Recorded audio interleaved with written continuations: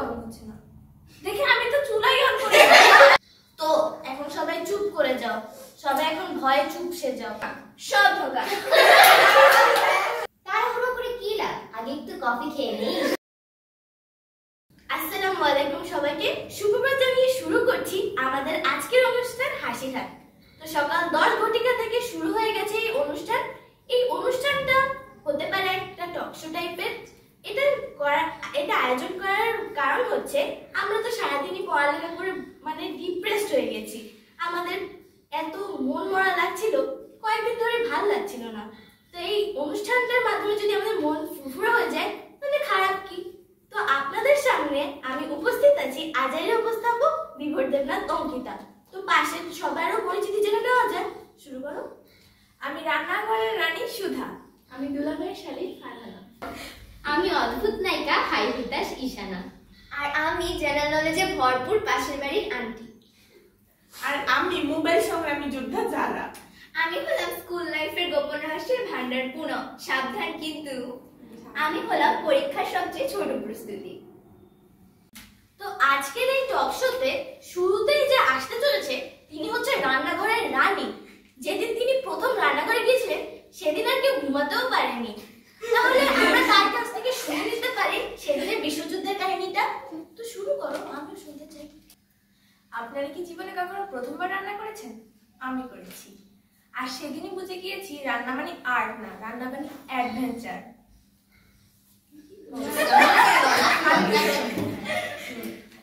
যেহেতু আমার রান্নার প্রথম দিন ছিল তাই ভেবেছিলাম ডিম ভাজি করব, সহজ, ডিম ভাঙো তেলে দাও হয়ে গেল, তাই না?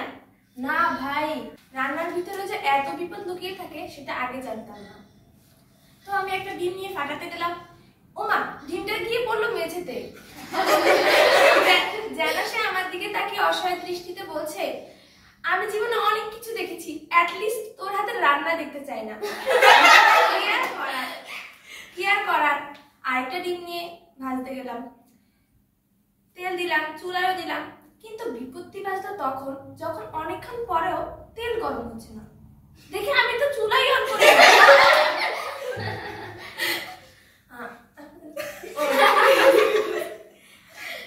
যখন আমি গ্যাস অন করলাম দেখি তেল আমার দিকে বুলেট ছুটছে।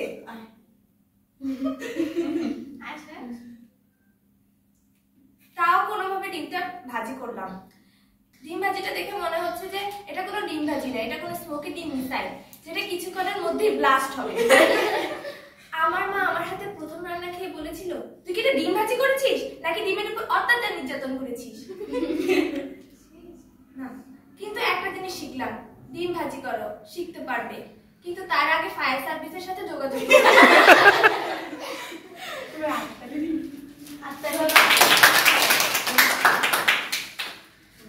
ওর রান্নার কাহিনী শুনে মনে হচ্ছে আমি আরো ভালো রান্না করি। আমি ভেবেছিলাম আমি খুব খারাপ রান্না করি। যাই হোক, এখন আমরা এমন একজনকে ডেকে নিব যে পাশের জেনারেল নলেজের শিকার, মানে সেও একজন এআই হয়ে গেছে এখন। আসলে আমিও তোমাদের সবার ব্যাপারে জানি, কারণ আমার বাসার পাশেও আন্টি আছে, তোমাদের সবার ব্যাপারে খবর রাখে। ওরা কোথায় যা, কোন চিপা যা, আমিও তা জানি। এখন ডেকে নিতে চাচ্ছি আমার মতন আরেকজন ভিকটিমকে। বলো। আরে আমাদের পাশের বার আন্টি না যেন চ্যাট জিপিটির থেকেও বেশি। কি বলবো, ওনার কাছে দুনিয়ার খবর নাই এমন কিছুই নেই। আমি বাসায় ঘুমাচ্ছিলাম, আন্টি বলছিল ওকে উঠাও, না হলে তো শ্বশুর বাড়িতে গিয়ে এক গজে দিয়ে নিবে, আর একটা বের করে দেবে। আর চ্যাট জিপিটি, ওনাকে জিজ্ঞাসা করলাম, আন্টি আপনি কি জানেন চ্যাট জিপিটি কি? উনি বললেন, হ্যাঁ চ্যাট জিপিটি ওইটা তো কত আগে আমি আবিষ্কার করেছি। আর এটা এখন অতটা কাজেরও না। 2002 সালে কি ঘটেছে এগুলো শুধুমাত্র আমি জানি, ওরা তো জানেও না। ওগুলো আমার থেকে ভালো আর কে জানবে বলো? তারপর আরেকদিন রাস্তা দিয়ে যাচ্ছিলাম, সেদিন আসলে পহেলা বৈশাখ ছিল, আমার ঠোঁটে একটু লাল লিপস্টিক ছিল। উনি বললো, কি প্রেম করো নাকি, হেঁটে যাচ্ছ? পাড়ার বাচ্চারা খেলছিল, তখন তিনি দেখলেন যে একটি বাচ্চা কান্না করছে। এখন পাশে আন্টিরা বসে কথা বলছিল, ওনার মা ওই বাচ্চাটার দিকে একটু খেয়াল দিল না, কারণ বাচ্চা মানুষ, ওরা কাঁদতেই পারে, স্বাভাবিক, বাচ্চা খেলার সময় কিছু হয়। উনি বলতেছে, বাচ্চার দিকে খেয়াল দাও না, বাচ্চার মানসিক ঘাটতি চলতেছে, দেখো দেখো বাচ্চাটা। তারপর হঠাৎ করে আন্টি, আমরা বসেছিলাম, হঠাৎ করে আন্টি এসে প্রবেশ আছে। ওনার তো গসিপের কারখানা নিয়ে উনি ঢুকলেন, উনি এসে বসলেন, সবাই এবার টেনশনে পড়ে গেল, আল্লাহ এই যেন কার মেয়ের ঘটনা নিয়ে বসলো। তখন তিনি বলে উঠলেন, আরে জানো আমাদের পাশের বাড়ি তার ভাইয়ের মেয়ে নাকি রিলেশন করে, তার আবার ব্রেকআপ হয়ে গেছে, আবার নাকি প্যাচআপ হয়ে গেছে। তো উনি কিভাবে জানেন তো কিছু? সিসিটিভি ক্যামেরার থেকেও বেশি। আন্টির মতে ওই বাড়ির ছেলেটা স্কুলে যায় না, মানে ও বড় হয়ে টিকটকার হবে। এবং আমার মতোই অনেকেই আন্টির এই জেনারেল নলেজের শিকার। আসলে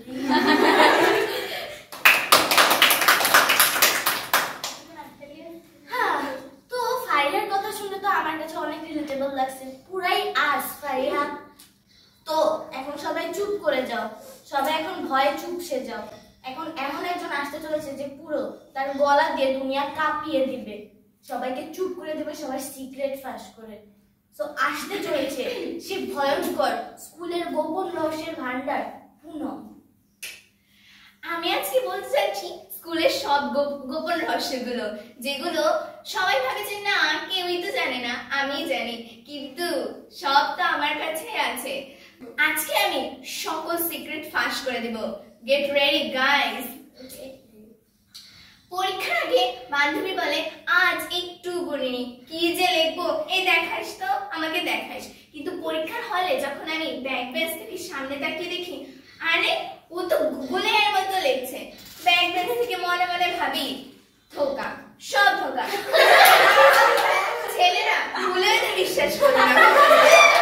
যারা ক্লাসে সবচেয়ে বেশি সিনসিয়ার দেখায়, এই চুপ কর তো, এই আমি পড়ছি কিন্তু, এই কথা বলবি না, আমি লিখবো। পরীক্ষা হলে তা নাই, লাস্ট একটা কোশ্চেন, প্লিজ প্লিজ প্লিজ, আরেকটা এই হিংটা আর জিজ্ঞাসা করবো না, এই শেষ। তারপর যখন আমাদের স্কুল ছুটির সময় আমি আর আমার বন্ধুরা তো পারলে 1 ঘন্টা পরেই নিচে নামে আস্তে আস্তে আস্তে। কিন্তু ছেলেরা স্কুলের বেল বাজার সাথে এরকম ভাবে দৌড়াদৌড়ি শুরু করে যাতে তারা অলিম্পিক মিক্স হয়ে যাচ্ছে। অলিম্পিকের ট্রায়াল একমাত্র সুযোগ, এই আমরা যাচ্ছি অলিম্পিকে দেখবি আমাদেরকে। কিন্তু পরীক্ষা আগের দিন রাত্রে যখন কি লিখবো ভাবতে থাকি, তখন ভাবি যে না বইটা একটু খুলে চেহারাটা দেখে আসি। যখন বইটা খুলি ঘুম আমার পাশে এসে বলে, ভাই বন্ধ কর, আমি আগে এসেছি। এরকম করতে পারিস না তুই আমার সাথে, প্লিজ প্লিজ, আমি আগে এসেছি। ক্লাসে যখন স্যারের পড়া শুনতে শুনতে বিরক্ত হয়ে যায়, তখন ভাবি কি করব। তখনই মাথায় একটা প্ল্যান আসে, যাই একটু অ্যাডভেঞ্চার করে আসি। স্যার আমি একটু ওয়াশরুমে যাচ্ছি। ওয়াশরুমের সামনে আমি আর আমার বন্ধুরা পুরো স্কুলে একটা মিনি অ্যাডভেঞ্চার দিয়ে আসি। এই ওখানে কি করছে, এই ওকে দেখে ফেলেছি, দেখা লাগছি কিন্তু। তারপর আরো সহজ ব্যাপারটা, যদি আমাদের আন্টির সাথে একটু বেশি খাতি থাকে, 5 মিনিট আন্টি আমাদেরকে এমনি এক্সট্রা দিয়ে দেয়। সো গাইস সাবধান, কিন্তু কে কি করো সব কিন্তু আমি জানি, বি কেয়ারফুল। গোপন রহস্যগুলো ফাঁস হওয়ার পর এখন তো নিজের কাছে অনেক শরম লাগছে, মুখ দেখাতে পারছি না। তো মুখ একটু দেখানোর জন্য আমরা একটা খেলা খেলতে পারি। 3টা গল্প তো শুনলাম, এখন একটা খেলাও খেলা যেতে পারে। তো খেলাটা হচ্ছে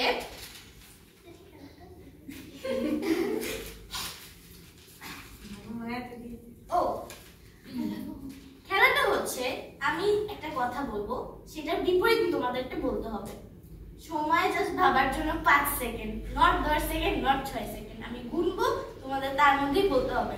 তো get ready guys. First line হচ্ছে, আজকে আমার মন ভালো নেই। ইয়েস রাইট, যারা ওয়ান। তারপর হচ্ছে এক্ষুনি স্কুলে যাব।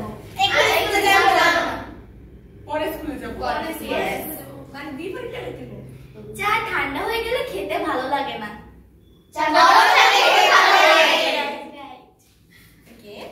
তারপরে হচ্ছে, আমার একদমই ক্ষুধা নেই, তাই আমি অনেক খাবো।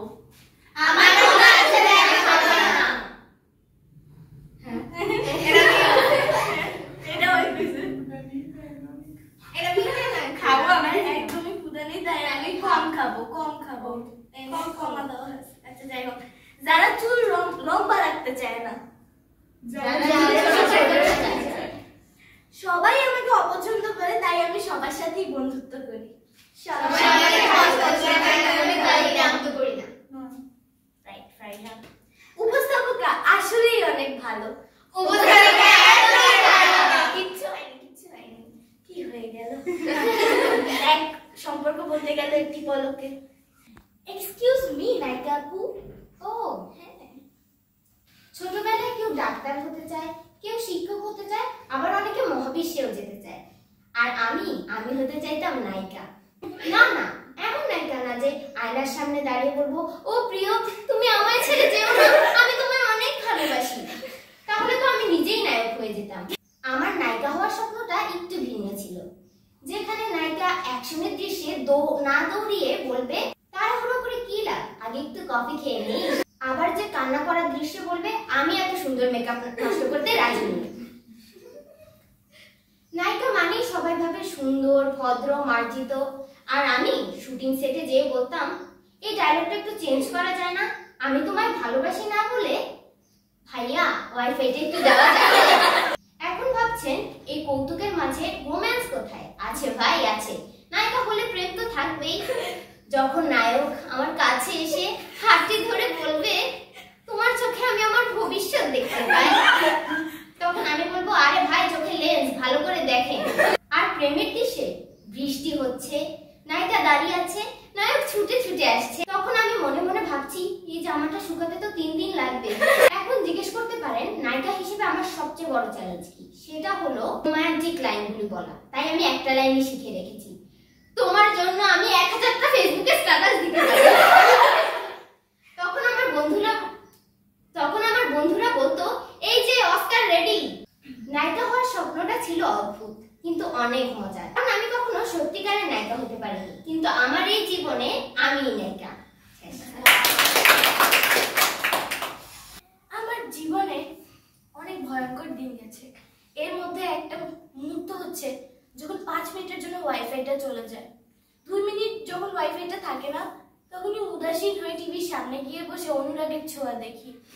জীবনটা ডিপ্রেসড হয়ে গেল, দেখতে হয় 5 মিনিট ওয়াইফাই থাকে না, কিন্তু সেই জায়গায় 8 ঘন্টা মোবাইল ছাড়া বেঁচে ছিল আমার একটা বোকা।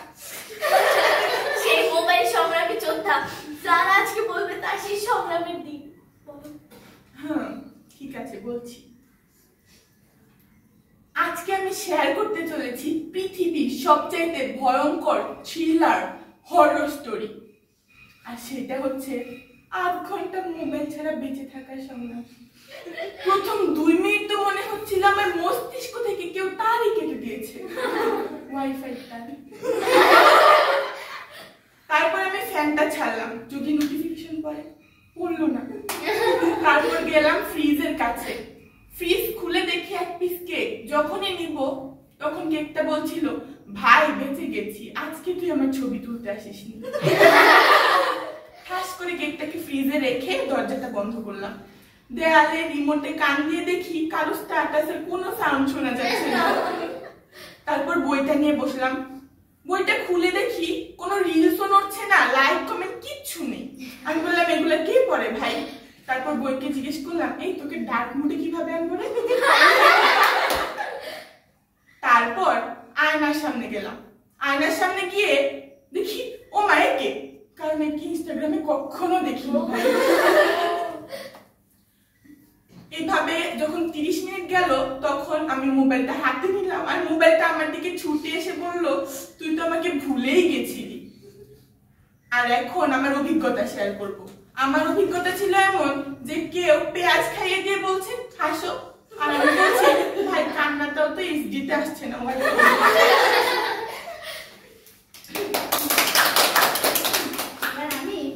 আসলে 8 ঘন্টা বেঁচে থাকাটা খুবই ডিফিকাল্ট ছিল। ওর হৃৎপিণ্ড কিডনি আমি বুঝতে পারছি ওর সাথে ছিল না। যাই হোক, এইবার আমাদের জীবনে অনেক পরীক্ষা আসে, আমরা সারাদিন অনেক বাস খাই, সেগুলো আমাদের কাছে ম্যাটার করে না। আমরা সারাদিনই বাস খাই, পরীক্ষা দিই, জীবনে বহু পরীক্ষা গেছে। কিন্তু যখন স্কুলের পরীক্ষা আসে, আমাদেরকে 1 বছর আগে সিলেবাস দিতে হয়, তবুও আমরা পড়ি না। তবে পরীক্ষার আগে একটু ভবিষ্যৎ নিয়ে চিন্তা হয়, তখন পড়তে বসি।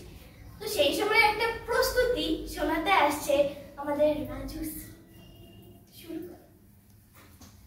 আমরা জীবনে অনেক পরীক্ষা দিয়েছি, কিন্তু স্কুলের পরীক্ষাটা একটু বেশি সিরিয়াস ভাবে নিই সবাই। সারা বছর তো জীবন আমরা পড়াশোনা করি না, এটা আমাদের সবার জন্য অ্যাজ ইউজুয়াল। কিন্তু পরীক্ষার আগের দিন রাতে কেন জানি না নিজেই নিজেকে মোটিভেট করি, একটু পড়া দরকার, একটু ফিউচার নিয়ে সিরিয়াস হওয়া দরকার, না হলে ফেল করে যেতে পারি। আর যদি ফেল করি তাহলে ঘর থেকে তো হয়তো বিয়ে দিয়ে দেবে, না হলে জুতো দিয়ে পেটে ঘর থেকে বিয়ে করে দেবে। তো এমনই একটা এক্সপিরিয়েন্স আমার ক্লাস 9 এর ফাইনাল পরীক্ষার সময়। রাতে তখন হয়তোবা রাত 10টা বাজে, আমি বইটা দিকে তাকিয়ে আছি, বইও আমার দিকে তাকিয়ে আছে, কিন্তু পড়াশোনা আর করছি না, জাস্ট তাকিয়ে আছি। কিছুক্ষণ পর নজরটা গেল ফোনের দিকে।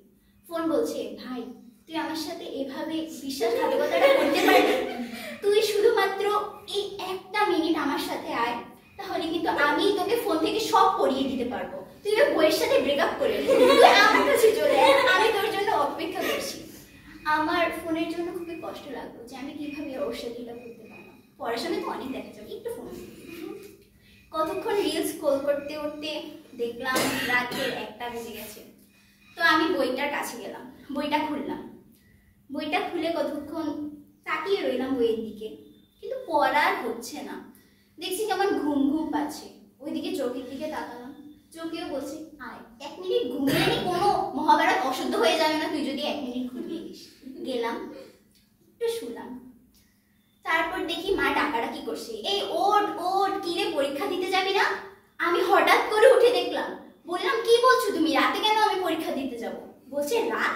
সকাল 9টা বাজে, তোমার জন্য সবে মাত্র রাত হয়েছে, তুমি এখনো পড়তে বসোনি, রাতে তুমি কি করেছো? আমি বেশি কিছু বললাম না, মার মুখের দিকে একটু তাকিয়ে মুচকি হেসে ওয়াশরুমের দিকে দৌড় দিলাম। আয়নার সামনে দাঁড়িয়ে কালকে রাত্রে কি করলাম, আজকে সকালে কিভাবে পরীক্ষা দেব, যদি প্রশ্ন দেখে দেখি একটাও কমন করেনি তাহলে তো আমার পাক্কা বিয়ে হয়ে যাবে। এই ভীত হয়ে একটুখানি বইটা খুললাম 8 ঘন্টার জন্য। খুলে দেখি অধ্যায় রয়েছে মোট 9টা, আর আমি এখন পর্যন্ত একটাও পারি না।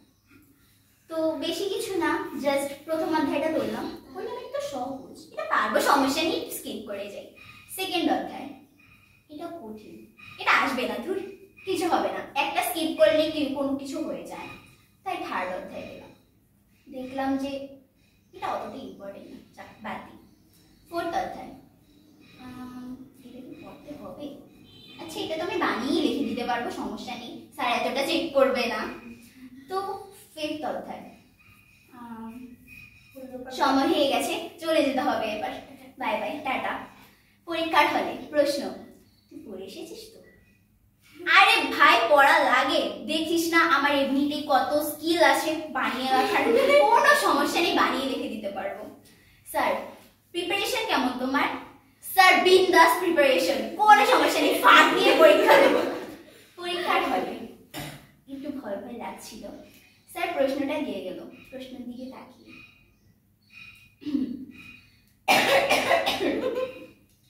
8 ঘন্টা অলরেডি পার হয়ে গেছে, আমি এখনো কলমটাও খুলতে পারিনি। এই কি লিখেছিস রে, একটু বল না, এই একটু বল না, কি লিখেছিস? এই স্যার, এই তুমি এখানে কি করছো? তুমি নকল করছো?